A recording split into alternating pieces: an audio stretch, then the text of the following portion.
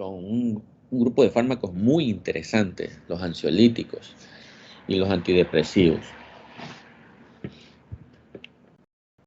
Ahora, una pregunta muy aparte del tema, ya que últimamente todos estos días ha estado haciendo frío. ¿Alguien me puede decir a qué se debe el frío que estamos experimentando? A las corrientes marinas no es. ¿Cómo? No se debe a las diferentes corrientes marinas que ahorita llegan en la costa. Siempre hay corrientes marinas, pero algo más científico.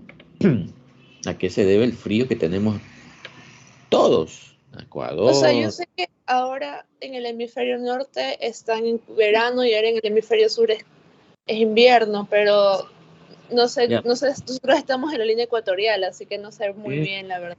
Es que por estar en la línea ecuatorial supuestamente deberíamos tener calor, así como en África, en la línea ecuatorial. ¿Ya? Pero También podría ser que aparentemente el calentamiento global baje haciendo sus cambios. No, no han leído, y eso es en la escuela que se enseña, en geografía. Bueno, después diremos las respuestas para que se pongan a pensar y a buscar. Vamos. Empezamos, doctor.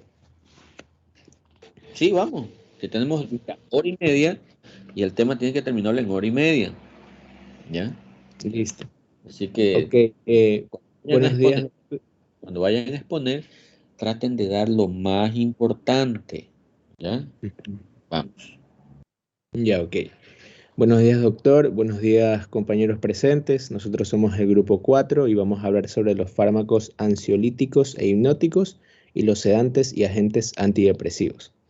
Siguiente diapositiva, por favor. Bueno, vamos a empezar con los sedantes hipnóticos. Un agente sedante o ansiolítico es aquel que va a reducir la ansiedad y dará un efecto calmante, a diferencia de un medicamento hipnótico, que es aquel que va a producir somnolencia y va a estimular el inicio y el mantenimiento de un estado de sueño. Los efectos hipnóticos van a implicar una depresión en el sistema nervioso central. Hablando de los medicamentos individuales, son aquellos que difieren en la relación entre la dosis y el grado de depresión del sistema nervioso central. Por ejemplo, en la imagen se muestran dos ejemplos de tales relaciones dosis-respuesta. La línea para el fármaco A es típica de muchos sedantes hipnóticos más antiguos, como lo pueden ser los barbitúricos y los alcoholes, por lo cual debe haber un aumento de la dosis más alta, valga la redundancia, que era necesaria para conducir a un estado de anestesia en general. Pero cabe recalcar que si hay dosis más altas, estos sedantes hipnóticos pueden deprimir los centros respiratorios y vasos motores en la médula espinal. La línea para el fármaco B, en cambio, es una relación dosis-respuesta lineal. Bueno, en este caso se requiere aumentar la dosis mucho más para lograr una depresión del sistema nervioso central, más profunda que la propia hipnosis. Siguiente diapositiva, por favor. Bueno, en cuanto a la clasificación química, tenemos en la imagen 1, vemos estructuras químicas de algunas benzodiazepinas, donde la mayoría va a contener un grupo carboxamida en la estructura del anillo heterocíclico de 7 miembros. Vemos, por ejemplo, la estructura del diazepam, clordiazepóxido, flurazepam, desmetildiazepam, oxazepam, lorazepam, nitrazepam, triazolam y el alprazolam.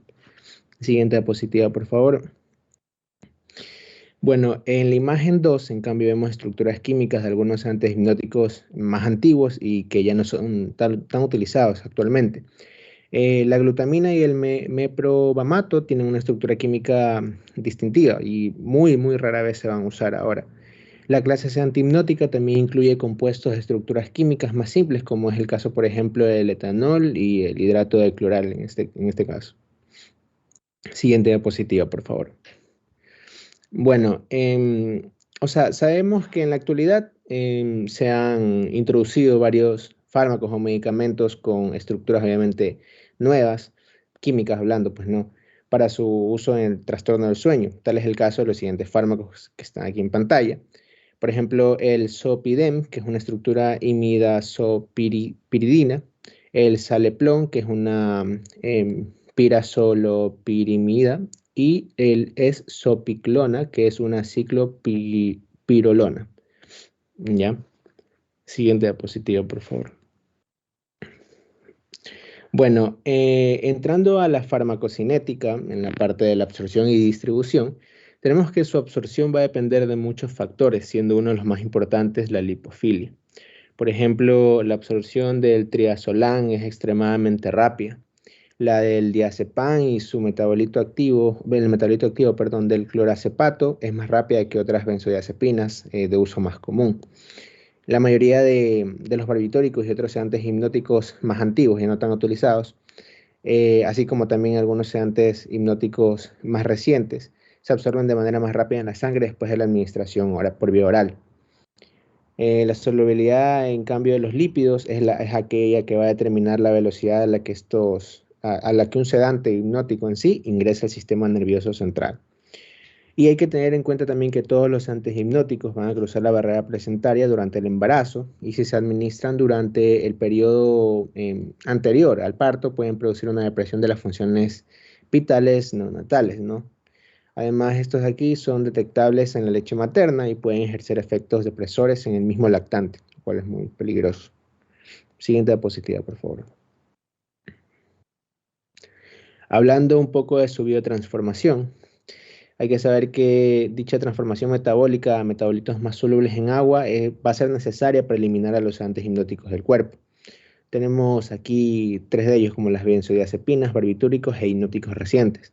En el caso de las benzodiazepinas, se dice que el metabolismo hepático va a provocar el aclaramiento de las mismas en 2 fases. La fase 1 tiene una oxidación microsomal, mientras que la fase 2 dice que los metabolitos se van a conjugar para formar glucurónicos que se van a excretar por la orina. Por ejemplo, tenemos el desmetildiazepam, que tiene una semivía de eliminación de más de 40 horas. Y otro ejemplo sería la triazolam, que tiene una semivida corta de eliminación de solo 2 a 3 horas. En el caso de los barbitúricos, se dice que las principales vías metabólicas van a implicar la oxidación por enzimas hepáticas para formar alcoholes, ácidos y algunas cetonas por medio también de la orina. La semivía de eliminación, por ejemplo, del secobarbital y el pentobarbital es de 18 y 48 horas en algunas personas, ¿no? Y la semivía de eliminación del fenobarbital va a ser de 4 a 5 días. Entrando a los hipnóticos recientes, tenemos que la semivida de eliminación del fármaco va a ser mucho mayor en ancianos y en mujeres. Y la semivida, por ejemplo, de eliminación de la esopiclona se prolonga más en ancianos. En cambio, en el caso del zolpidem, alcanza niveles plasmáticos máximos en tan solo 1 a 3 horas. Siguiente diapositiva, por favor. En cuanto a la excreción, tenemos que los metabolitos solubles en agua de los sedantes hipnóticos se van a excretar principalmente a través del riñón. Por ejemplo, el fenobarbital se va a excretar inalterado en la orina y su utilización puede aumentar de forma significativa mediante la alcalinización de la orina. Esto aquí se debe en parte al aumento de la ionización del pH alcalino que se encuentra en la misma orina. Siguiente diapositiva, por favor. En cuanto a la farmacocinética, los factores que afectan la biodisponibilidad. Tenemos que la biodisponibilidad de los sedantes hipnóticos puede estar influenciada por muchos factores, como por ejemplo, algunos de ellos son las alteraciones en la función hepática, por aumentos o disminuciones que van a ser provocados o dados por fármacos en las actividades enzimáticas microsomales, en pacientes muy ancianos y con enfermedades hepáticas graves. O sea, en este caso la semivía de la eliminación va a aumentar bastante. En el caso de los barbitúricos, en especial del fenobarbital y el metoprobamato, va a aumentar su actividad enzimática microsomal hepática. Mientras que en el caso de las benzodiazepinas y los hipnóticos más recientes, actuales, no van a cambiar dicha actividad de la enzima hepática. Siguiente diapositiva. Bueno, en cuanto a la farmacodinamia de las benzodiazepinas, barbitúricos e hipnóticos, para su mejor estudio lo podemos subclasificar en la farmacología molecular del receptor GABA alfa, neurofarmacología, ligandos del sitio de unión de las benzodiazepinas y los efectos a nivel del órgano. Siguiente diapositiva, por favor. Bueno, los fármacos vistos anteriormente se van a unir a los componentes moleculares del receptor GABA alfa. Este receptor va a funcionar, perdón, como una especie de canal. En la siguiente imagen, por ejemplo, vemos el modelo macromolecular del canal iónico del receptor GABA alfa. Ya, esta aquí es una glucoproteína oligomérica, perdón, que consiste en 5 o más subunidades que van a abarcar toda la membrana. El GABA en sí va a interactuar en dos sitios entre las subunidades que desencadenan la apertura del canal de cloruro mediante la hiperpolarización de la membrana. Tenemos que, por ejemplo, la unión de las benzodiazepinas y otros, o sea, y los fármacos hipnóticos más recientes se va a producir en un solo sitio entre las subunidades alfa y delta. Esto aquí, ¿para qué? O sea, ¿qué facilita? Va a facilitar el proceso de apertura del canal de cloruro, ¿no? En cambio, el antagonista de la benzodiazepina, como por ejemplo el flumazenil, se dice que también se une en este sitio y va a revertir, pero este de aquí va a revertir los efectos hipnóticos o sea, de una benzodiazepina, como es por ejemplo el flumazenil, ¿no? Perdón, Zolpidem es la benzodiazepina. Siguiente diapositiva, por favor. Entrando a la neurofarmacología, tenemos que los estudios electrofisiológicos han demostrado que las benzodiazepinas van a potenciar la inhibición GABAérgica en todos los niveles del neuroeje. Estos niveles están incluidos la médula espinal, el hipocampo, la corteza cerebelosa, el hipotálamo, corteza cerebral y la sustancia negra también.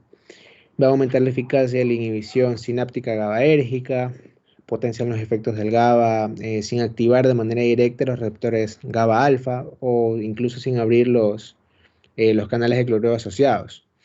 Los barbitúricos también van a facilitar las acciones del GABA en varios sitios del sistema nervioso central, pero a diferencia de las benzodiazepinas, estos van a aumentar la duración de las aperturas de los canales de cloruro, porque van a estar controlados por el GABA. Van a ser menos selectivos en sus acciones que las mismas benzodiazepinas y van a ejercer efectos de membrana no sináptica. Siguiente diapositiva, por favor. En cuanto a los ligandos del sitio de unión de las benzodiazepinas, hay tres tipos de interacciones ligando-receptor de benzodiazepina, que van a ser los agonistas, los antagonistas y los agonistas inversos.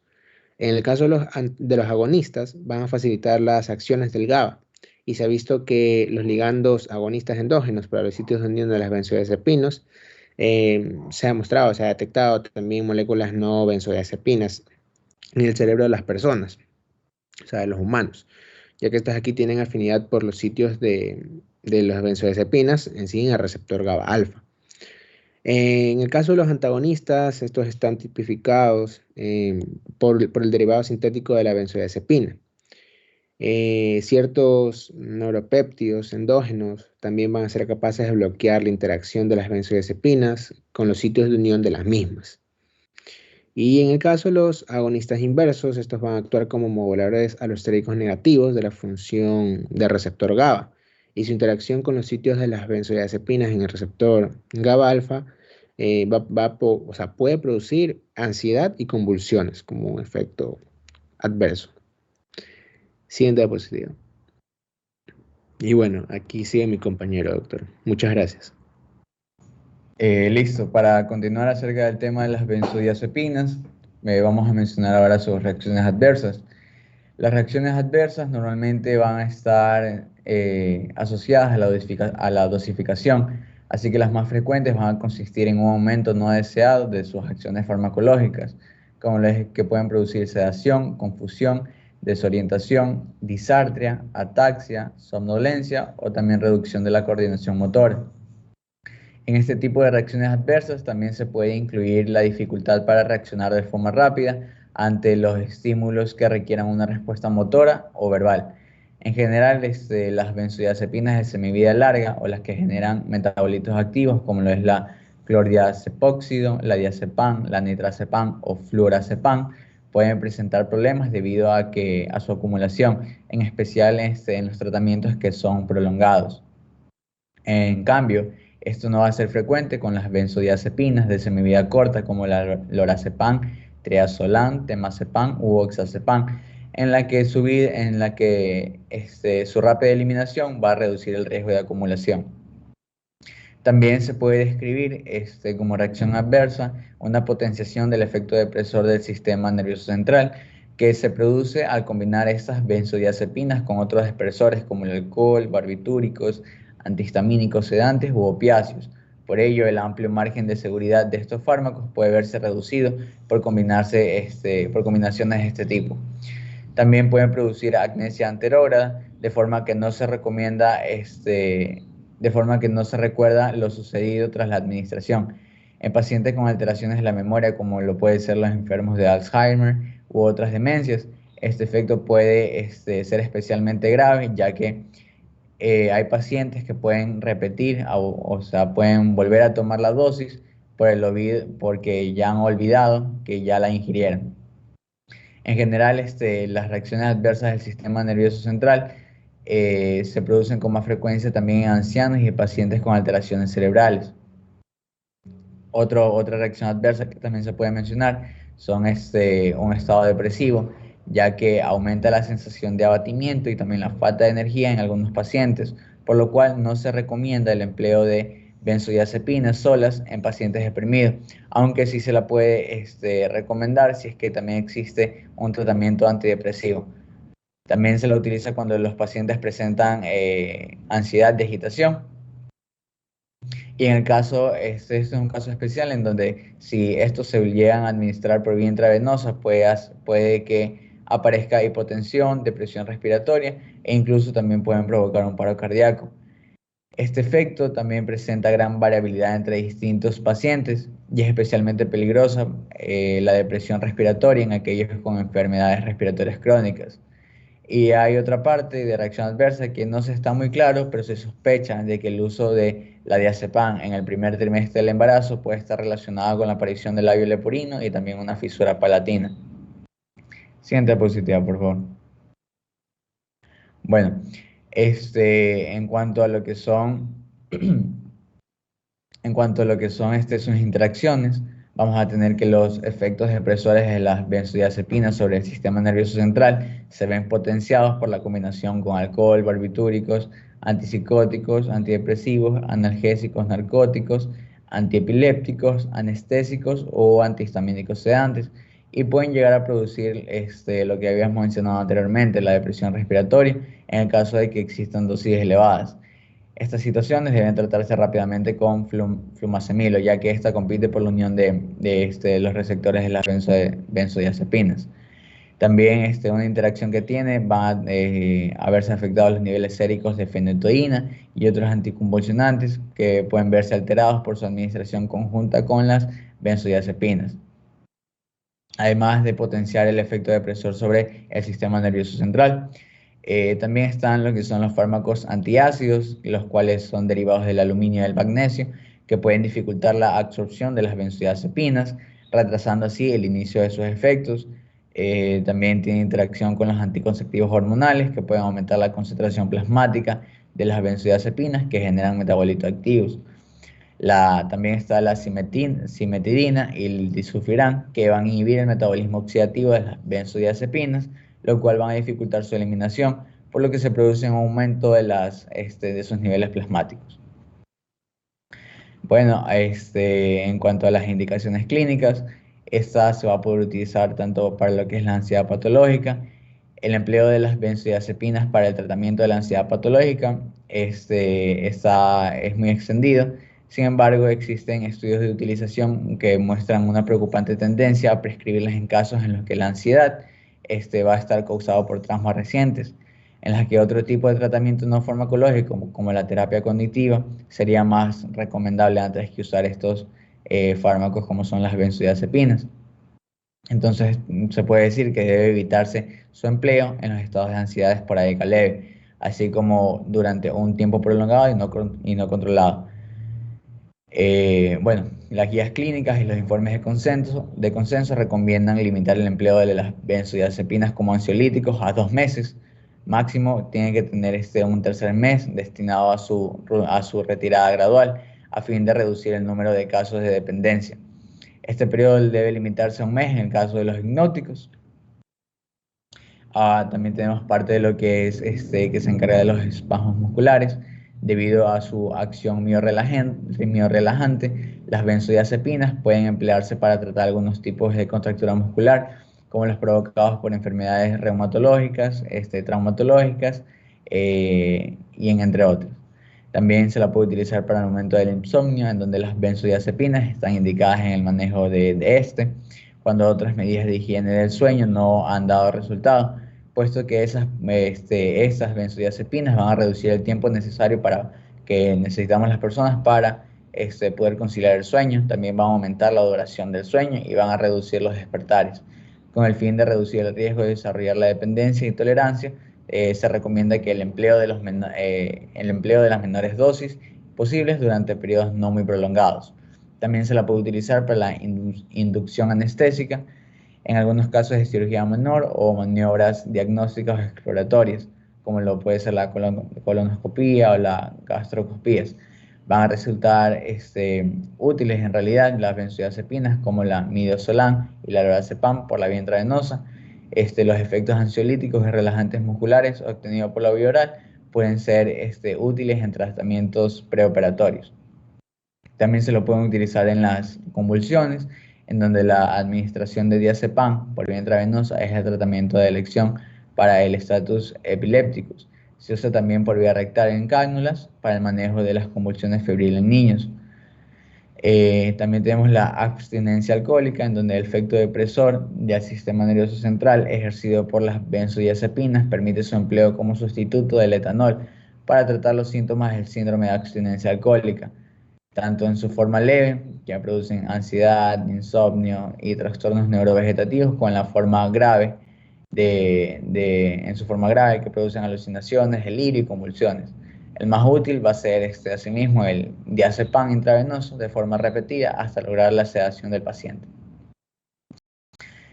Siguiente diapositiva, por favor. Bueno, en cuanto a sus contraindicaciones, las contraindicaciones absolutas de las benzodiazepinas van a ser un poco escasas y van a estar relacionadas con sus efectos tóxicos o secundarios. Lo que no hay que hacerse es que no deben emplearse en personas que manejen en personas que normalmente tengan un trabajo en situaciones de riesgo. Tampoco deben utilizarse en caso de miastenia gravis y han de administrarse con mucho cuidado en pacientes que tengan enfermedades respiratorias graves o asma. También individuos que tengan algún tipo de deterioro cognitivo o ancianos en los que el efecto relajante muscular suponga un riesgo de caída o de ciertos cuadros confusionales. Estos también se utilizan durante el primer trimestre de embarazo, en donde se está desaconsejada por su relación causal con defectos de cierre de paladar. También se desaconseja que su uso durante el parto para evitar la depresión respiratoria del recién nacido, debido a que secretan por la leche materna. No deben administrarse tampoco a las mujeres lactantes. Bueno, también hay otra parte de los de ansiolíticos que van a ser los no benzodiazepínicos, en donde la buspirona y sus análogos van a ser agonistas parciales de los receptores 5-HT. Vamos a tener que para el tratamiento del trastorno de ansiedad, estos van a servir para el tratamiento del trastorno de la ansiedad generalizada. Va a tener una acción presináptica, reduciendo la actividad de las neuronas serotoninérgicas, y por lo tanto su influencia va a ser sobre el sistema septohipocámpico y la amígdala. Van a inhibir también la formación hipocámpica al interactuar con receptores postsinápticos. Su eficacia va a ser menor a las que ya mencionamos por las benzodiazepinas, aunque también van a provocar menos reacciones adversas e interacciones que las benzodiazepinas. Sus efectos van a tardar días e incluso semanas en aparecer, aunque estas se utilizaran hace años. Su uso hoy en día es mucho menor y han ido desapareciendo de numerosas farmacopias. Ya normalmente se van a absorber con rapidez en el aparato digestivo, normalmente de 30 a 60 minutos. Va a tener un alto efecto de primer paso hepático. Se van a metabolizar en el hígado mediante reacciones de oxidación y también conjugación, dando lugar así a metabolitos activos, y su semivida va a ser de 3 a 4 horas. Siguiente diapositiva. Bueno, ahí continúan mis compañeras. Gracias, doctor. Buenos días, doctor. El día de hoy voy a explicar los fármacos ansiolíticos e hipnóticos. Siguiente diapositiva, por favor. Comenzando con la farmacología de la ansiedad, primero hay que tener en cuenta que la ansiedad se la conoce como un estado de agitación, inquietud o zozobra del ánimo, o también un tipo de angustia que suele acompañar a muchas enfermedades, en particular a ciertas neurosis, y que no permite sosiego de los enfermos. La enfermedad es a veces también, la ansiedad, perdón, es a veces un componente casi inevitable de numerosas enfermedades que el paciente o que las personas allegadas viven con miedo. María, ¿Sí? ¿esta ansiedad es patológico? Eso era lo que estaba tratando de decir, que, por ejemplo, las personas pueden llegar a tener en cierto punto de su vida algún tipo de estado de ansiedad, pero no puede llegar a ser patológico.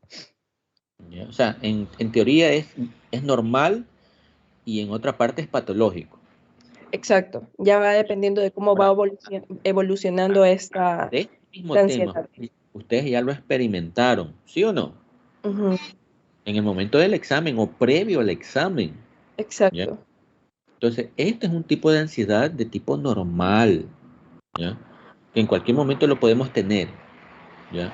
Me incluyo, porque también, como les contaba, también estaba con esa ansiedad de que no nos salgan mal las cosas, de que todo salga bien, de que no se presente ningún tipo de problemas, y ustedes, en cambio, que cómo estarán las preguntas, ojalá sacarme un 10, no quiero tener bajo promedio, cosas así, ¿no? ¿Ya?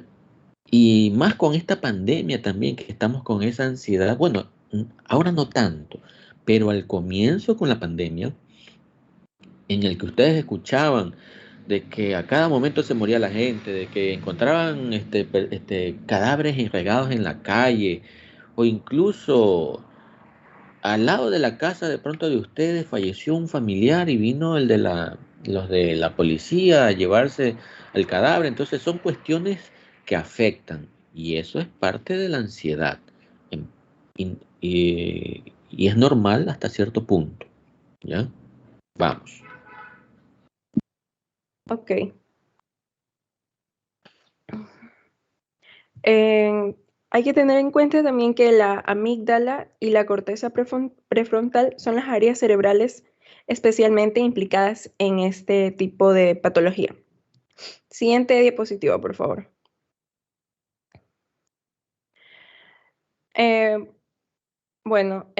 Voy a empezar a explicar sobre las benzodiazepinas. Las benzodiazepinas constituyen la principal herramienta farmacológica para el tratamiento de la ansiedad y el insomnio. La primera benzodiazepina fue sintetizada por los laboratorios Hoffmann-La Roche, que recibió el nombre de clordiazepóxido. Posteriormente se introdujo el diazepam, que ha sido ampliamente utilizado desde entonces. Sin embargo, su potencial de empleo como sustancias de abuso limita su uso y obliga a controlar su prescripción y a advertir al paciente de la necesidad de un uso racional durante periodos de tiempo no muy prolongados. Las benzodiazepinas tienen un nivel de eficacia adecuado para el tratamiento agudo de la mayoría de las manifestaciones de la ansiedad. Dentro de los mecanismos de acción, las benzodiazepinas se ligan a un sitio de unión específico en el complejo macromolecular del receptor GABA-A, distinto del usado por el neurotransmisor GABA. La unión del GABA se establece en las subunidades alfa-beta del receptor GABA-A, mientras que las benzodiazepinas se realiza en las subunidades alfa y gamma. Las benzodiazepinas se han definido como moduladores alostéricos positivos para GABA. Su unión, por lo tanto, en presencia de GABA, facilita la entrada del ion cloruro en las neuronas y provoca su hiperpolarización, lo que da lugar a un estado de inhibición neuronal que se traduce, entre otras cosas, en la reducción de los estados de ansiedad y la inducción del sueño. Siguiente diapositiva. Además de las benzodiazepinas, otras moléculas como el zolpidem o el saleplón ejercen acción sobre el receptor GABA-A. Los sitios de unión del complejo macromolecular de GABA se dividen en agonistas, que son afines por el receptor y favorecedores de la acción del GABA, que en este caso incluyen las benzodiazepinas. Los agonistas inversos, afines por el receptor benzodiazepínico, pero que interfieren en la acción del GABA, disminuyendo la frecuencia de la apertura del canal de cloro, lo cual provoca los efectos opuestos a las benzodiazepinas, que es ansiedad, miedo, temblor, convulsiones. Un ejemplo de los agonistas son la familia del péptido inhibidor de la fijación del diazepam y también ciertas beta-carbolinas. También incluyen los antagonistas, que estos son capaces de unirse al sitio de las benzodiazepinas y bloquear las acciones tanto agonistas como antagonistas inversos. Y el agonista parcial, que es con muy escasa actividad intrínseca, como por ejemplo el flumazenilo. Diapositiva 4, por favor. Siguiente. Dentro de lo que es la farmacocinética, vamos a hablar un poco de lo que es la absorción.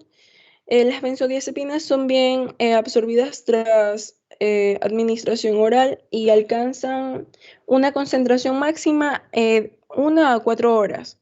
De igual modo, hay que tener en cuenta que la ingestión con el estómago vacío facilita su absorción, mientras que la presencia de los antiácidos, así como explicó mi compañero, que contienen aluminio o algunos agentes que retrasen el vaciado gástrico, va a dificultar la absorción de las benzodiazepinas. El tiempo de absorción es también un factor muy importante cuando las benzodiazepinas se emplean como hipnóticos, mientras que en los casos en los que se busca un efecto prolongado o para administraciones crónicas, suelen emplearse las benzodiazepinas con tiempos de absorción más largos. También este medicamento se suele administrar por vía intravenosa en situaciones de emergencia y en casos particulares como en anestesia, que se lo conoce como midazolam, o anticonvulsiones como diazepam, en los que se requiere una monitorización estricta. También algo que tengo que recalcar es que si se da por vía intramuscular va a tener una absorción errática y lenta. Dentro de lo que es la distribución, las benzodiazepinas son muy liposolubles, por lo cual atraviesan fácilmente la barrera hematoencefálica. Las benzodiazepinas más liposolubles son el diazepam y el midazolam. Estos se distribuyen ampliamente en los tejidos, con lo que disminuye rápidamente sus concentraciones plasmáticas. Además, las benzodiazepinas presentan semividas plasmáticas que oscilan entre más de 30 horas, como el diazepam y el clorazepato, y menos de 6 horas, como el triazolam y el midazolam. Siguiente diapositiva, por favor. Dentro de su metabolismo y eliminación, debemos recalcar que estos medicamentos realizan esta acción principalmente en el hígado y en ocasiones es dependiente del CPY 3 a 4. Las principales vías van a incluir, va a ser mediante oxidación, mediante oxidasas microsómicas. Esto sucede con el medazepam y el prazepam. Desmetilación o desalquilación, como el clordiazepóxido, ketazolam y clobazam. Hidroxilación, como el alprazolam. Conjugación o glucuronidación, como el lorazepam. Y nitrorreducción, entran los medicamentos nitrazepam, clonazepam y flunitrazepam. Los productos resultantes de este metabolismo de las benzodiazepinas se eliminan principalmente por la orina, aunque en pequeña parte se elimina a través de las bilis y posteriormente las heces. Siguiente diapositiva, por favor. Las acciones farmacológicas. La mayoría de las benzodiazepinas tienen efectos ansiolíticos, hipnóticos, sedantes, anticonvulsionantes y relajantes musculares, que pueden ser ligeramente distintos dependiendo del tipo de benzodiazepina. Se van a obtener efectos ansiolíticos con dosis bajas y continuadas, y para la hipnosis y la miorrelajación se necesita aumentar esta dosis. Los efectos anticonvulsionantes se obtienen con dosis mucho más elevadas. Enfocándonos en la acción ansiolítica, las benzodiazepinas van a aliviar la tensión emocional en pacientes con ansiedad, a la cual reducen los síntomas como taquicardia, sudoración o molestias digestivas. En general, las dosis empleadas con este fin no dificultan lo que es la actividad física o mental en personas sanas. Siguiente diapositiva, por favor. Ok, dentro de las reacciones adversas, este medicamento puede provocar sedación, desorientación, confusión, disartria, ataxia, somnolencia o reducción de la coordinación motora. Se puede incluir también dificultad para reaccionar de forma rápida a distintos estímulos que requieran una respuesta motora o verbal. En general, las benzodiazepinas de semivida larga o las que generen metabolitos activos como el diazepam, el nitrazepam, o la flurazepam, pueden presentar problemas debido a su acumulación, en especial en los tratamientos que llevan un tiempo prolongado. Esto no es frecuente con las benzodiazepinas de semivida corta. En particular, también es un potencial depresor del sistema nervioso central, que esto se produce cuando las benzodiazepinas se mezclan con otros depresores como el alcohol, barbitúricos, antihistamínicos sedantes u opiáceos. Estos pueden producir lo que es la amnesia anterretrógrada, de forma que no se recuerda lo sucedido tras la administración. Puede provocar un estado depresivo que aumente la sensación también de abatimiento y falta de energía. Cuando se administra por vía intravenosa, pueden aparecer hipotensión, depresión respiratoria, incluso paro cardíaco. En el caso de sobredosis, se puede inducir al coma por el flumacenilo. Siguiente diapositiva, por favor. Ya. El tratamiento que se debe realizar en un caso de sobredosis de estas benzodiazepinas consiste en la administración del antagonista flumacenilo. El flumacenilo es un agonista parcial con muy poca actividad intrínseca en el sitio de acción de GABA. Se absorbe muy bien por vía oral, se usa por vía intravenosa, por lo cual hace que llegue al cerebro rápidamente, con un tiempo en el que se alcanza la concentración máxima de 5 a 10 minutos. Su semivida es inferior a 1 hora y su duración de efecto es inferior a 4 horas. Tiene muy pocos efectos adversos como náusea, sensación de mareo, y esto puede inducir convulsiones en pacientes que han recibido altas dosis de benzodiazepinas con antidepresivos. Siguiente diapositiva, por favor. Ok, dentro de la tolerancia y dependencia. El alcohol y otros sedantes presentan tolerancia cruzada con las benzodiazepinas, las cuales, además de provocar el desarrollo de dependencia tanto física como psicológica, el síndrome de abstinencia se caracteriza por la aparición de ansiedad, insomnio, inquietud, cefalea, mareos. El consumo de las benzodiazepinas de semivida larga da lugar a este síndrome de abstinencia. Dentro de las interacciones, va a ser los efectos depresores de las benzodiazepinas sobre el sistema nervioso central se ve potenciado por la combinación, como expliqué, con el alcohol, los barbitúricos, los antipsicóticos.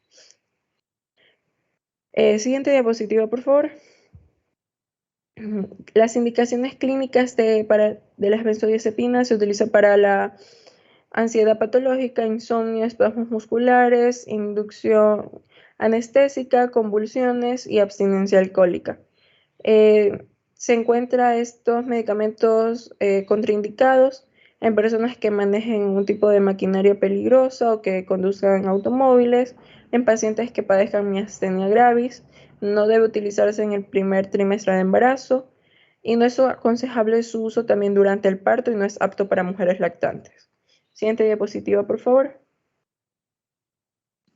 Listo, yo les voy a hablar de los fármacos hipnóticos. Estos fármacos se usan para el insomnio, pero pueden producir problemas para la tolerancia y efecto rebote de lo que es el insomnio. Facilita lo que es la inducción del sueño de forma rápida y predecible. Aumenta la cantidad y calidad de las horas del sueño. Reduce los despertares y conserva la arquitectura normal del sueño y no provoca déficits cognitivos ni psicomotores. Siguiente. Ya. Aquí tenemos lo que son las benzodiazepinas y se clasifican en función a su duración de acción. Tenemos corta, intermedia, larga. En la corta tenemos la triazolam, lorazepam, lormetazepam y protizolam. En la intermedia tenemos el flunitrazepam y loprazolam. En la larga tenemos el clorazepato y flurazepam. El siguiente. Ya. En las principales consideraciones para su uso presentan las siguientes reacciones adversas o efectos secundarios y tóxicos. Por ejemplo, presenta ataxia, anepsia, vértigo, caídas, especialmente en los ancianos, incoordinación motora, sedación al día siguiente. También la toxicidad en sobredosis es escasa, pero esta se potencia con el alcohol y el efecto rebote del insomnio ante la supresión de su administración. También puede provocar los efectos depresores, son más frecuentes en los de semivida prolongada y sobre todo en los ancianos. Los de acción rápida pueden provocar reacciones paradójicas con signos de hiperexcitabilidad y ansiedad y confusión. Siguiente. Ya. Tenemos otras consideraciones para su uso, que las de larga duración con múltiples metabolitos activos pueden provocar lo que es somnolencia y déficits cognitivos. En cambio, los de semivida corta pueden producir un rebote en el insomnio y ansiedad. Y se recomienda mejorar el uso de las benzodiazepinas de semivida intermedia y vigilar las posibles interacciones con fármacos antidepresivos, antipsicóticos y el alcohol. ¿Por qué con el alcohol? Porque si hay una mezcla de benzodiazepinas con alcohol puede producir lo que es la amnesia anterograda. Siguiente. Ya. Luego tenemos a los agonistas GABA no benzodiazepínicos y entre ellos se encuentra el solpidem, el saleplon, sopiclona y esopiclona. Ellos modulan la actividad de los receptores GABA alfa 1, alfa 2, alfa 3 y alfa 5. El mayor efecto adverso que pueden representar es aumentar el riesgo de presentar parasomnias y estos compuestos aumentan la duración de la etapa 2 del sueño y van a representar mejor arquitectura general del sueño que las benzodiazepinas. Siguientes. Ya. Tenemos al saleplon. Este saleplon se trata de una nueva molécula de acción rápida y de semivida corta. Se lo utiliza principalmente para facilitar lo que es la inducción del sueño y presenta un bajo potencial para provocar lo que es la dependencia o efectos secundarios. También mejora lo que es la latencia del sueño y así mismo su calidad del sueño y puede presentar un ligero efecto rebote tras su supresión. El solpidem es un derivado imidazopirídico, tiene una actividad sobre el receptor omega 1 y sus efectos clínicos es que reduce el periodo de latencia del sueño, la mejoría de la calidad del sueño también, y también cuando se lo usa hay una ausencia de efectos psicomotores residuales, asimismo hay un mínimo efecto rebote tras la supresión y una escasa capacidad de inducir lo que es la dependencia. También se lo usa en lo que es el insomnio crónico. Siguiente. La sopiclona, este es una ciclopirrolidona, presenta una escasa capacidad para inducir la dependencia, también es muy parecido al solpidem.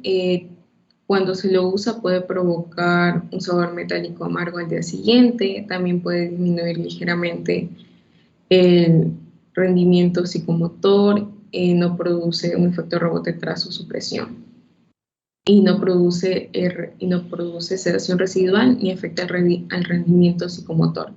Por lo tanto, es indicado así en el insomnio del anciano.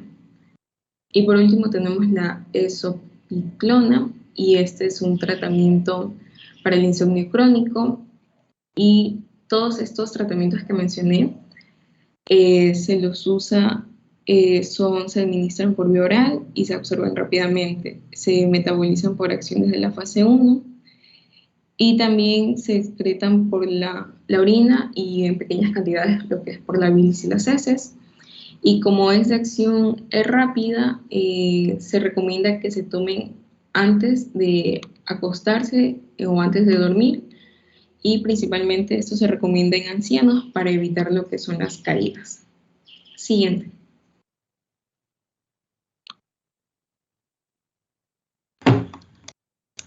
Buenos días, doctor. Buenos días, compañeros. Vamos a hablarles sobre los fármacos antidepresivos. Siguiente, por favor. Bueno, tenemos que en la depresión, este de aquí se va a asociar con una serie de anomalías hormonales, y entre los hallazgos más replicados están las anomalías del eje hipotálamo hipofisiario adrenal en pacientes con trastorno de depresión mayor. Bueno, entonces tenemos que la clasificación de estos fármacos van a ser los inhibidores selectivos de la recaptura de serotonina, los inhibidores de la recaptura de serotonina norepinefrina y los moduladores de receptor 5-HT2, los antidepresivos tetracíclicos y monocíclicos y los inhibidores de la monoaminoxidasa. Siguiente, por favor.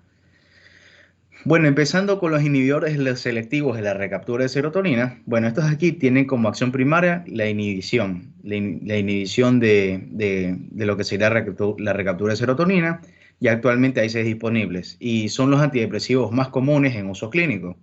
Además de su uso en la depresión mayor, estos de aquí, los SSRI, ya tienen indicaciones para el desorden de ansiedad generalizado, desorden de estrés postraumático, trastorno obsesivo compulsivo, trastorno de pánico, desorden distrófico premenstrual y bulimia. Bueno, tenemos a la fluoxetina, la sertralina y el citalopram, ya que estos de aquí existen como isómeros y están formulados en las formas racémicas, mientras que la paroxetina y la fluvoxamina no son ópticamente activos. Bueno, el citalopram es el enantiómero de citalopram, ¿ya? Y como todos los antidepresivos, estos SSRI son altamente lipofílicos, más que todo. Bueno, y la popularidad de estos proviene en gran medida de su facilidad de uso, seguridad de la sobredosis, tolerabilidad, más que todo, y su costo, y su amplio espectro de usos. Siguiente, por favor. Tenemos a los inhibidores de la recaptura de serotonina norepinefrina. Ya, aquí hay 2 clases. Tenemos a los inhibidores selectivos de la recaptura de serotonina norepinefrina, que son los SNRI, y tenemos a los TCA. Bueno, los primeros, los SNRI, ya van a incluir a la venlaxafina, con su metabolito la desvenlaxafina, la duloxetina y la levomilnacipran, ya. El levomilnacipran es el enantiómero activo del SNRI racémico, que es el milnacipran, ya. Que este de aquí, este milnacipran, ha sido aprobado para el tratamiento de la fibromialgia y se ha utilizado en el tratamiento de la depresión durante muchos años. Bueno, además de su uso en la depresión mayor, estos SNRI tienen aplicaciones en tratamientos de dolor, incluyendo neuropatías y fibromialgia. Ya, y también se utilizan en el tratamiento de la ansiedad generalizada, la incontinencia urinaria de esfuerzo y los síntomas vasomotores de la menopausia. Bueno, los SNRI no están químicamente relacionados entre sí, y los efectos in vivo de todos estos se van a unir a los transportadores de serotonina y de norepinefrina, y al igual que los TCA, que ya los voy a explicar. Bueno, sin embargo, los TCA, a diferencia de los TCA, bueno, estos SNRI no tienen mucha afinidad por otros receptores. Bueno, y fármacos aquí como la venlafaxina y la desvenlafaxina son compuestos bicíclicos, mientras que la duloxetina es una estructura de 3 anillos no relacionada con los TCA. Bueno, y tenemos por último que el milnacipran va a contener un anillo de ciclopropano y se suministra como una mezcla racémica. Siguiente, por favor. Ahora vamos a tener a los TCA, los antidepresivos tricíclicos. Ya. Estos aquí eran los fármacos de elección hasta que fueron reemplazados por los SNRI. Ya. La imipramina, en este caso, en este grupo, es un fármaco muy anticolinérgico y es un inhibidor relativamente fuerte de la recaptura de serotonina y norepinefrina.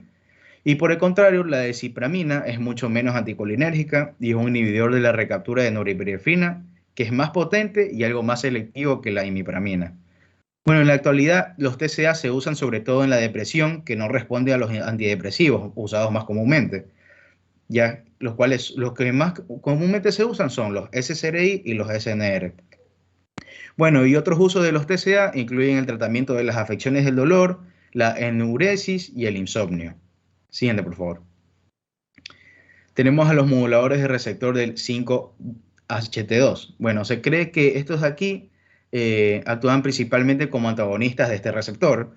Y tenemos a la trazodona y la nefazodona. Ya. Bueno, la estructura de la trazodona incluye un resto de triazolo que se piensa que confiere efectos antidepresivos. Bueno, su principal metabolito es la M-clorfenilpiperacina, MCPP, que es un potente antagonista de 5-HT2. Bueno, y este fármaco fue uno de los antidepresivos más recetados hasta que fue reemplazado por los SSRI.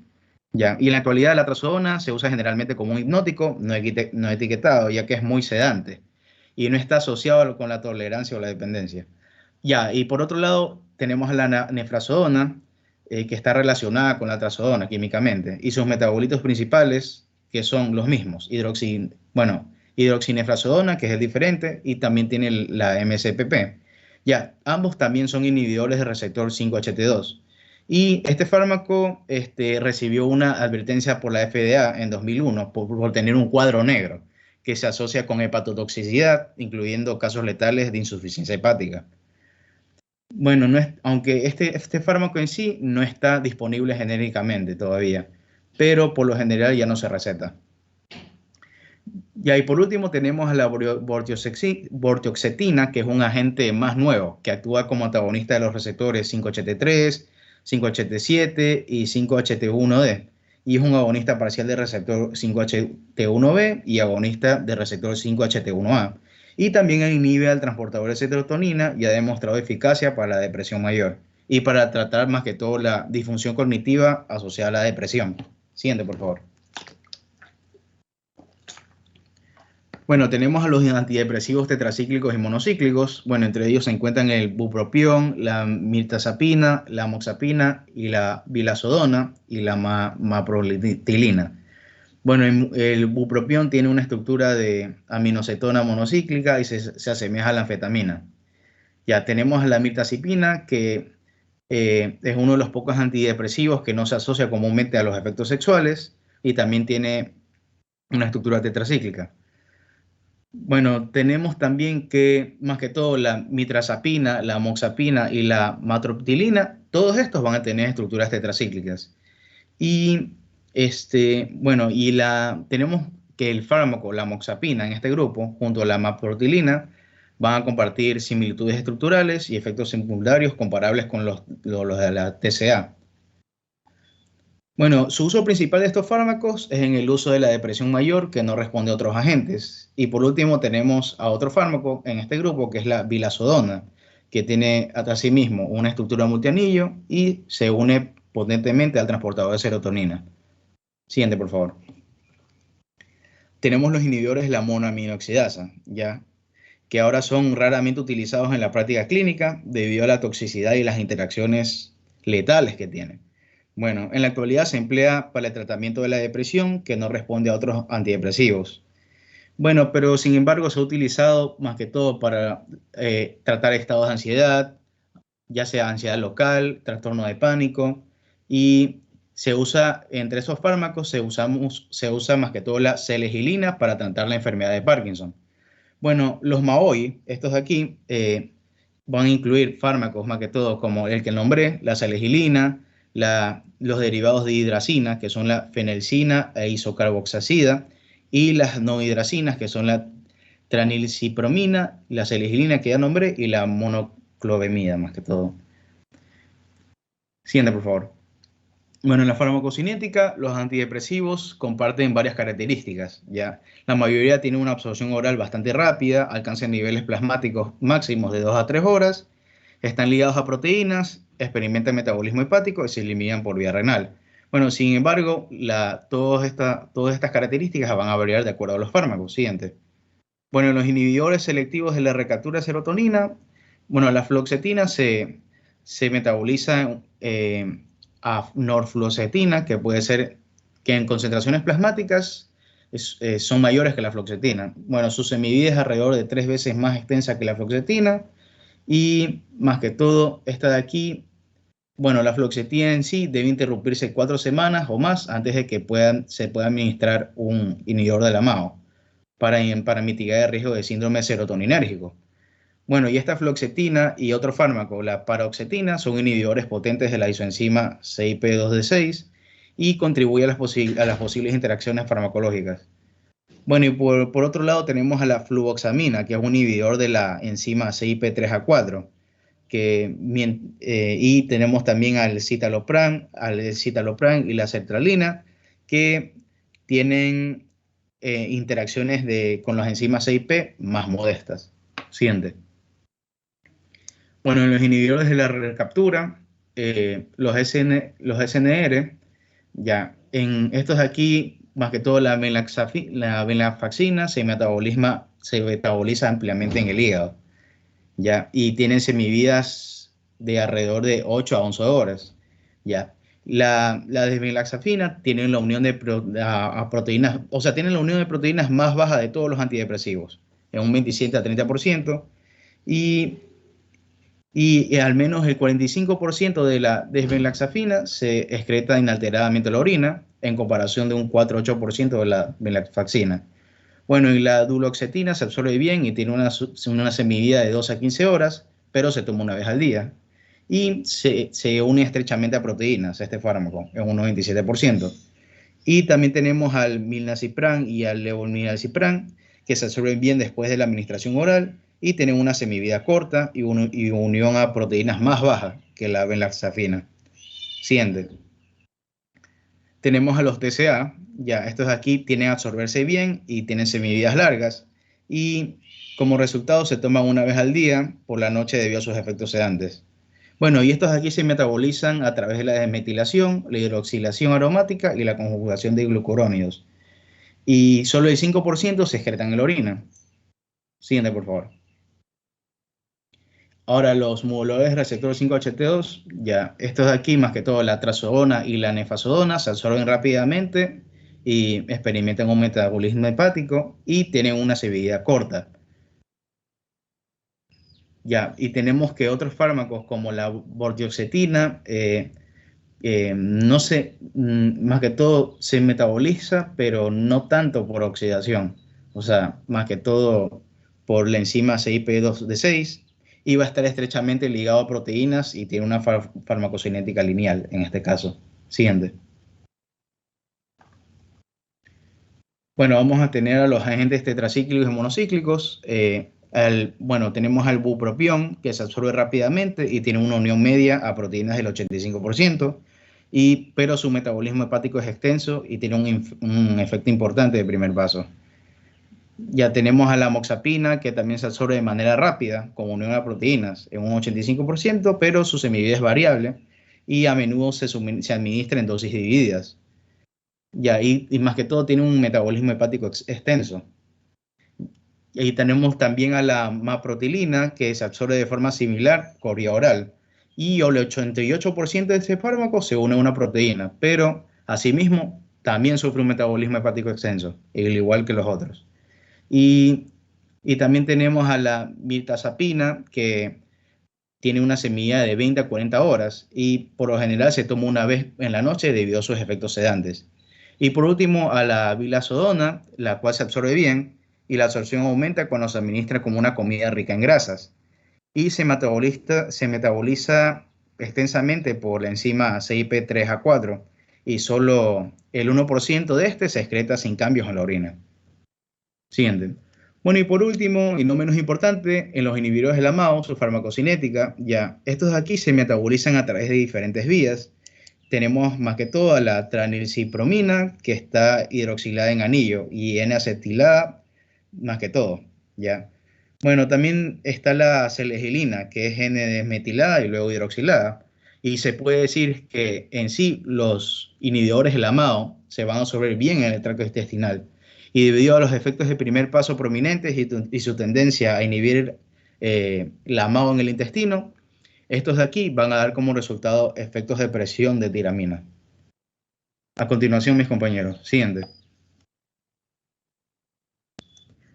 Listo. Buenos días, doctor. Buenos días, compañeros. Yo les voy a hablar un poco sobre la farmacodinámica de estos fármacos antidepresivos.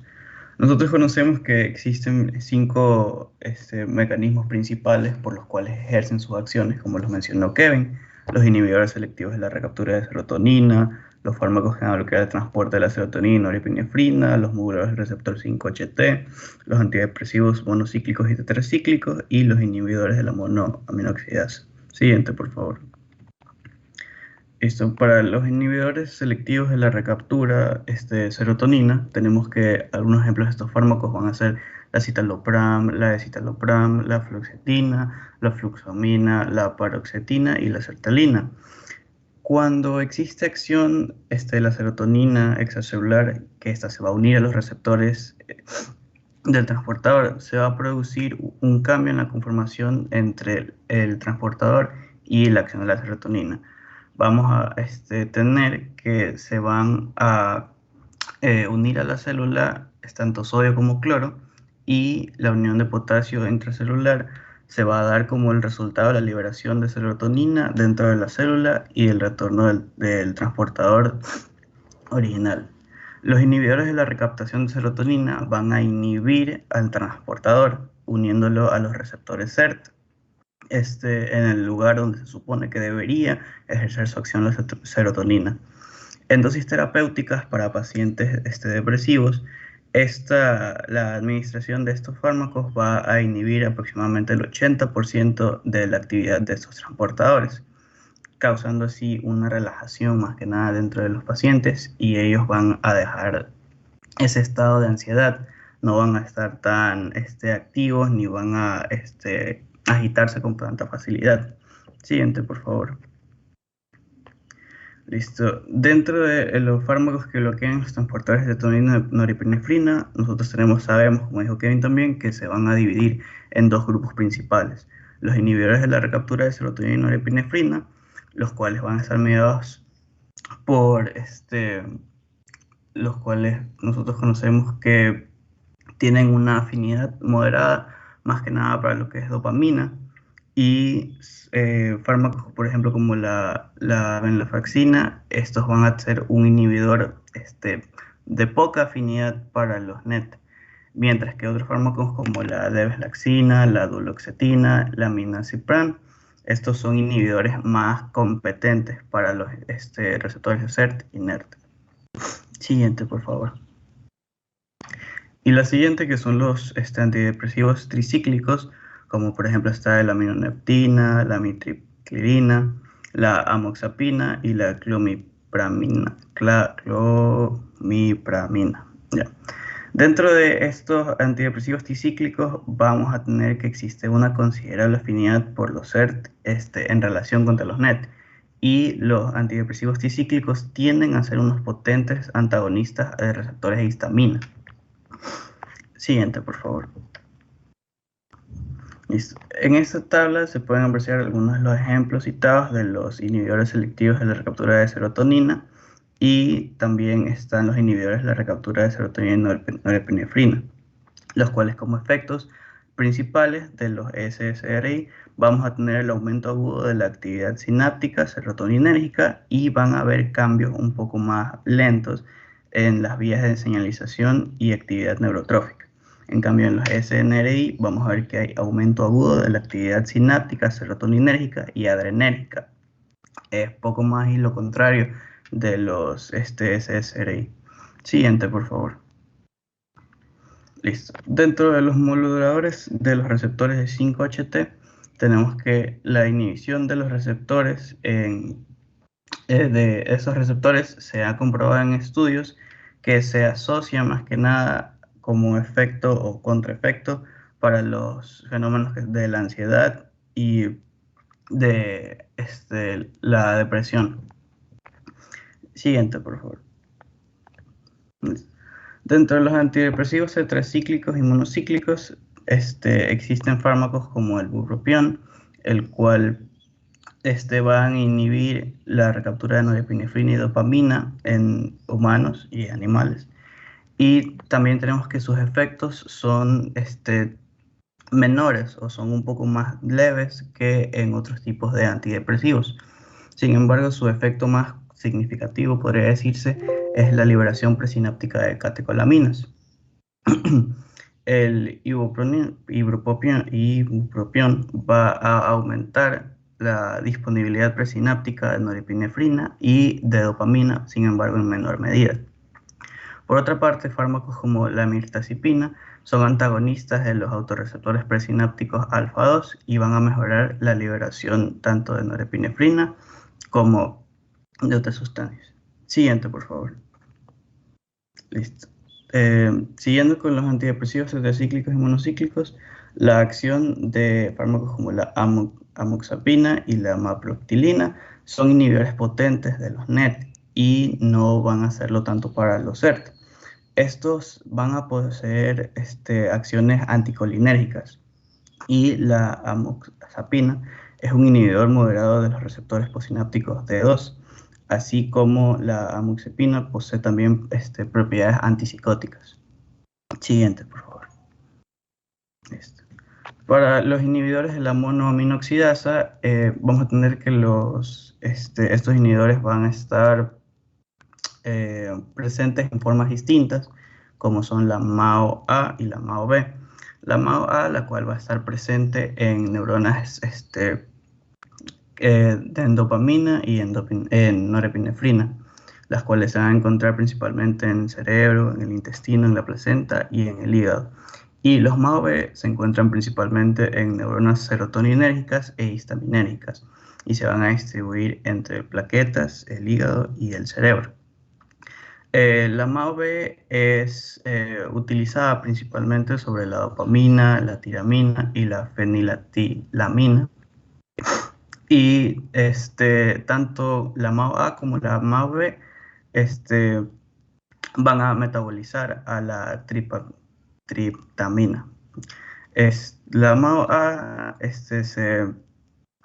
los inhibidores del MAO se van a clasificar dependiendo a su especificidad y si son reversibles o no son reversibles. Siguiente, por favor. Listo. Siguiente. Dentro de las indicaciones clínicas tenemos que hay 5 principales por las cuales se pueden recetar los que son los antidepresivos. Entonces tenemos la depresión, los trastornos de ansiedad, los trastornos del dolor, los trastornos distróficos premenstruales y los trastornos de la alimentación. Siguiente, por favor. Listo. En cuanto a la depresión, tenemos que el objetivo del tratamiento del MDD o Major Depressive Disorder, el desorden depresivo mayor, por así decirlo, es el objetivo de es disminuir la remisión de los síntomas, ya que si el paciente se encuentra depresivo, vamos a tener que el paciente puede disminuir casi todas, por no decir todas, sus funciones metabólicas.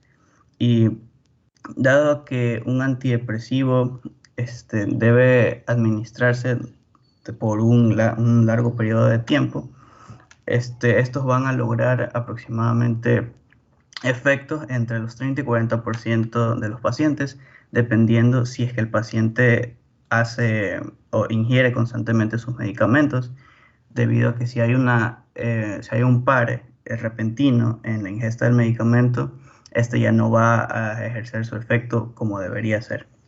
Siguiente, por favor. Listo, dentro del trastorno de ansiedad tenemos que después de la depresión mayor es la indicación clínica más frecuente para recetar los antidepresivos. Ligado a este va a estar el trastorno del pánico, el cual se va a caracterizar por episodios recurrentes de ansiedad breve y abrumadora, que van a ocurrir sin un precipitante. Estos pacientes pueden comentar que le tienen miedo a X situación o suceso pasado. Dentro de eso también entra el síndrome de estrés postraumático, por el cual las benzodiazepinas van a proporcionar un alivio más rápido y más notorio dentro de estos pacientes, dependiendo de cuál es el cuadro que ellos presenten. Siguiente, por favor. Listo. Para trastornos del dolor, nosotros sabemos que algunos antidepresivos van a poseer propiedades analgésicas, independientemente del efecto que estos tengan sobre el humor del paciente. Y los fármacos que son más utilizados son los que bloquean la recaptura del 5-HT, debido a que tienen la capacidad de reducir el dolor presente en pacientes. Siguiente, por favor. Dentro del trastorno distrófico premenstrual, se conoce que aproximadamente el 5% de las mujeres por año van a presentar un estado de ánimo bastante significativo, presentando más que nada ánimo depresivo, irritabilidad, insomnio, fatiga, entre otros síntomas físicos. Esto se lo conoce como el síndrome premenstrual o premenstrual syndrome, el cual es bastante perjudicial para las acciones metabólicas de una paciente.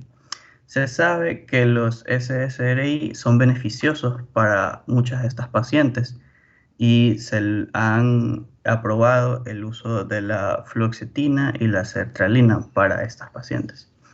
Siguiente, por favor. Se conoce que hay uso de antidepresivos para pacientes que buscan cesar del hábito de fumar.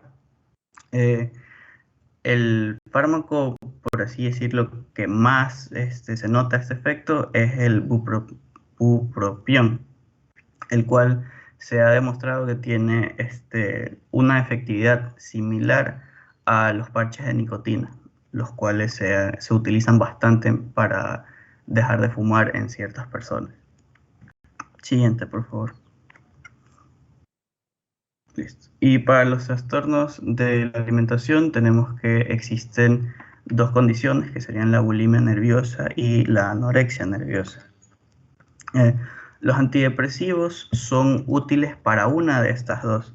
Sería para el tratamiento de la bulimia, sin embargo no para la anorexia, para la cual se tienen que realizar otro tipo de terapias, como son la terapia familiar y la terapia cognitiva conductal. El bupropión tiene también efectos beneficiosos para lo que es el tratamiento de la obesidad en pacientes obesos no deprimidos, tanto como en pacientes obesos deprimidos. Esto puede ayudarlo a lidiar con la ansiedad que presenta y también puede ayudarlo con la pérdida de peso un poco. Siguiente, por favor.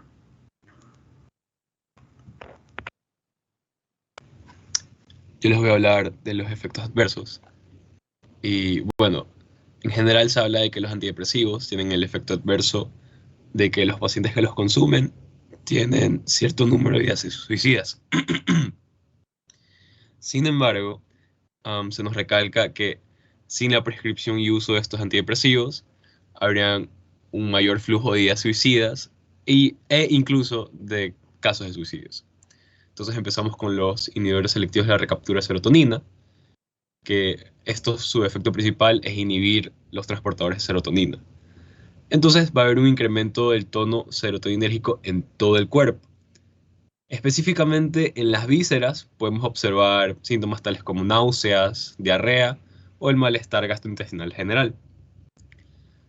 Cuando esta afecta la médula espinal, se van a ver síntomas más que nada relacionados a la función sexual, tales como la pérdida de líbido, los orgasmos atrasados o la poca o nula excitación.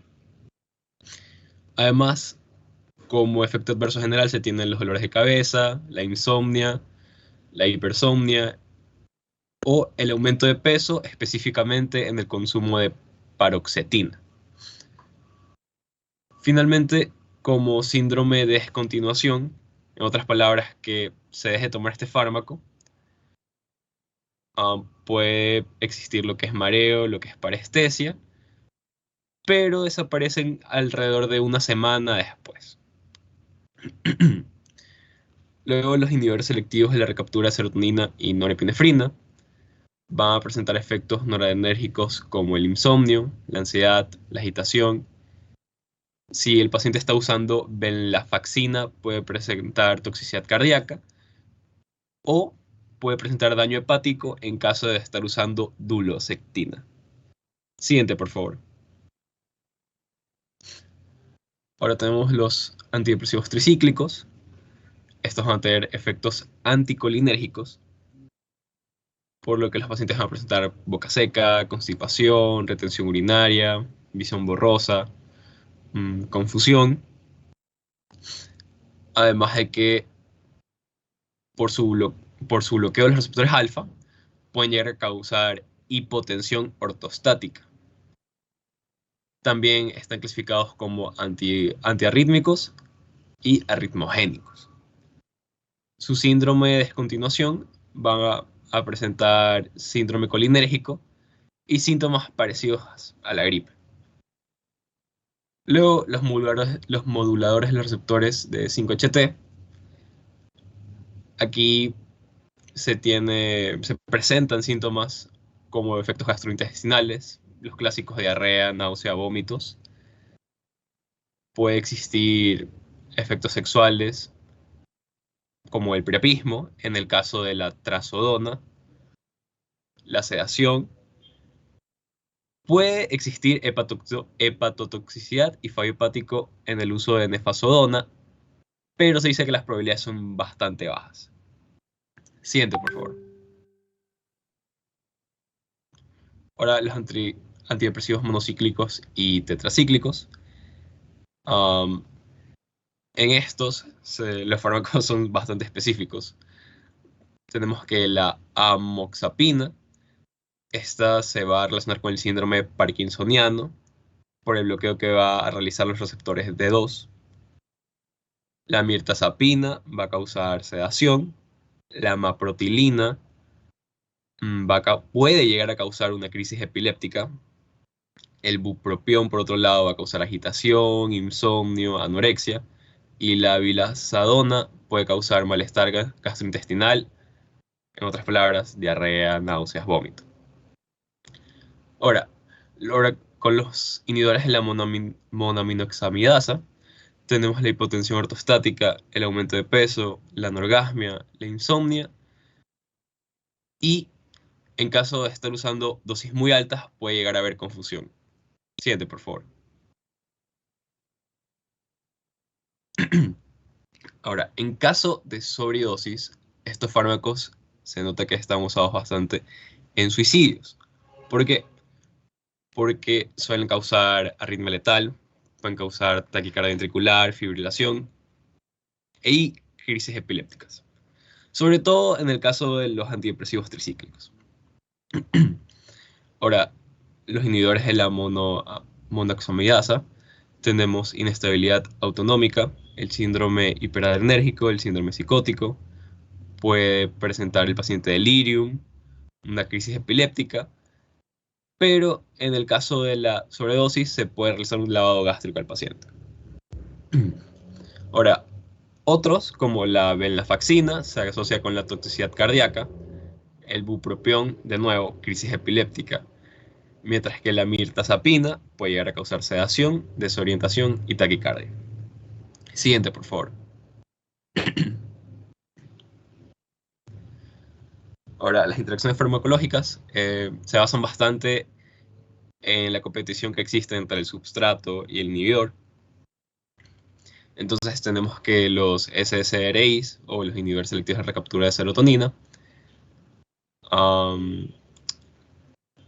estos, al ser consumidos junto con un antidepresivo tricíclico, van a aumentar la cantidad de tricíclico que tenemos en nuestro torrente sanguíneo. ¿Por qué? Porque estos van a inhibir el citocromo P450 2D6, por lo que los tricíclicos no se van a poder metabolizar. Esa es la palabra. Entonces, podemos llegar a observar lo que es bradicardia e hipotensión si se mezcla fluvoxamina con un inhibidor del citocromo P450 3A4 con el diltiazem. Y de forma general, los SSRIs no se deben mezclar con los inhibidores de la monoximidasa, porque esto llevaría a un síndrome serotoninérgico. Los inhibidores selectivos de la recaptura de serotonina norepinefrina. Aquí tenemos, por ejemplo, la duloxetina, que es un inhibidor del citocromo P450 2D6, por lo que va a elevar sustratos como los ya mencionados antidepresivos tricíclicos. El levomilnacipran va a ser substrato del citocromo P450 3A4. Entonces, en caso de que se consuma un substrato que se adhiera al mismo citocromo, se recomienda bajar la dosis. Ahora, en los tricíclicos, ya hablamos de ellos en los MAUIs, en los SSRIs, pero estos se encuentra que si se mezclan con un inhibidor del citocromo P450, existe una toxicidad bastante elevada. Y que al ser mezclados con antihipertensivos, el paciente va a presentar hipotensión ortostática. En los moduladores de 5-HT tenemos que los niveles de triazolam se elevan al ser usados junto con nefazodona. Lo mismo pasa con el simvastatin al ser usado también con nefazodona. Si se llega a mezclar la trazodona con inhibidores de citocromo P450 3A4, la trazodona se va a elevar, porque es lo mismo, no puede ser metabolizada. También se recomienda que se doble la dosis en caso de que se esté administrando bortiocetina con inductores y enzimas del citocromo P450. Siguiente, por favor. Entonces, tenemos ahora los antidepresivos monocíclicos y tetracíclicos, en el que el bupropión, al ser metabolizado por el citocromo P450 2B6, puede verse alterado en el caso de mezclarse con substratos del mismo citocromo, obviamente. La amoxipina y la maportilina son substratos del citocromo P450 2D6, entonces no debe ser mezclado con inhibidores del mismo, de nuevo. La vilazodona es substrato del citocromo P450 3G4, por lo que de ser usado con inhibidores de ese citocromo, su concentración sérica se elevaría. Ahora finalmente con los MAUIs, de ser mezclado con agentes serotoninérgicos, va a causar un síndrome serotoninérgico. De ser mezclado con monoaminoxidasa y con tiramina, va a causar un aumento de la presión sanguínea e incluso un infarto al miocardio. Gracias.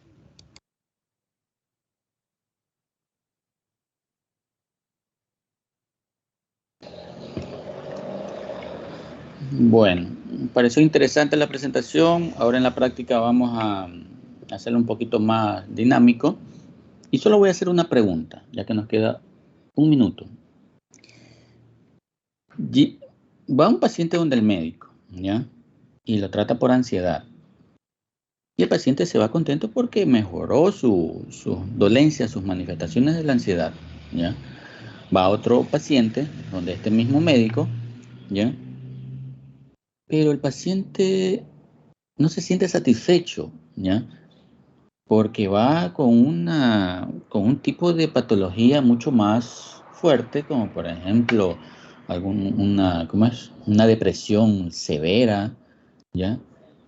Y el médico le prescribe un medicamento, pero el paciente no ve resultados y se va donde otro médico donde sí obtiene el resultado esperado, ¿ya? ¿Qué podría hacer aquí? ¿Cuál sería esa diferencia que el médico le dio un ansiolítico y mejoró, y le dio a otro paciente antidepresivo y no mejoró? ¿Qué pasó ahí con ese médico? ¿Qué le faltó decirle al paciente?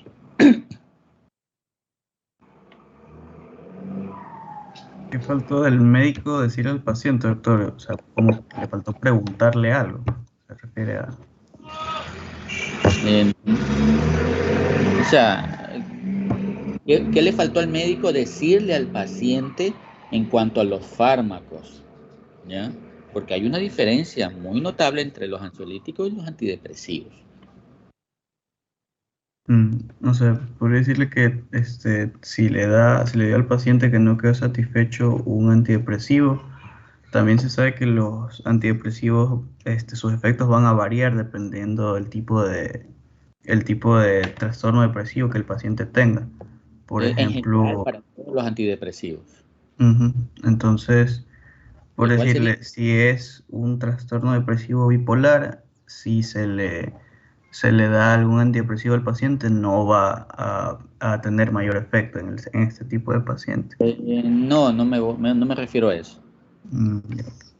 Bueno, es más por el tiempo de acción de los fármacos. Un ansiolítico actúa en horas, y un antidepresivo, para que su acción se vea, los resultados tienen que pasar semanas, 2, 3, hasta 4 semanas. Por eso que el paciente no va a ver mejoría inmediatamente, y por eso hay que decirle al paciente: vamos a darle este medicamento, pero su acción usted la va a ver de aquí a 2 a 3 semanas.